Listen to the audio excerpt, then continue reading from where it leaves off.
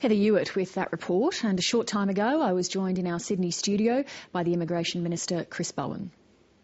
Minister, today another boat, this one carrying 55 people, has been intercepted en route to Australia, in addition to the boatload of 32 people picked up on the weekend. Can you tell us yet where they'll be going for processing? No, what I've said is that these people, like the boat intercepted on Saturday, will be processed not for refugee claims but for removal from Australia under our laws to a third country. It's well known, Lee, that we've entered into the arrangement with Malaysia, that we're in discussions with other countries across the region. It's very important we send that message, as the Prime Minister and I sent 2 Saturdays ago. Do not come to Australia by boat thinking that you'll be processed and resettled in Australia, because that is not any longer the position in Australia.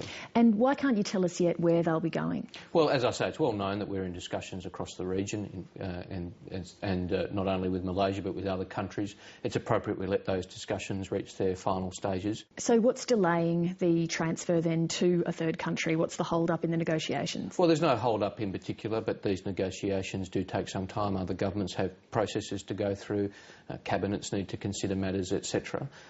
In relation to other countries, there have been discussions, well known with Papua New Guinea, for example, about various arrangements to break the people smugglers' business model. So is it going to be, sorry to interrupt, is it going to be a case of whichever of those deals is finalised first will be where these people are going? Well, look, we'll make further announcements at an appropriate time in relation to our discussions with other countries. But I did want to send a very clear message to people in Indonesia and Malaysia. You can't get around this system. You can't race to Australia. You will be dealt with under the new arrangements the Prime Minister and I have outlined and announced, which is that you will be processed in another country. OK, we've established that point about sending the message, so let's put that aside. Why not process those people here? Aren't they in limbo then if you're still negotiating these deals before you can transfer them?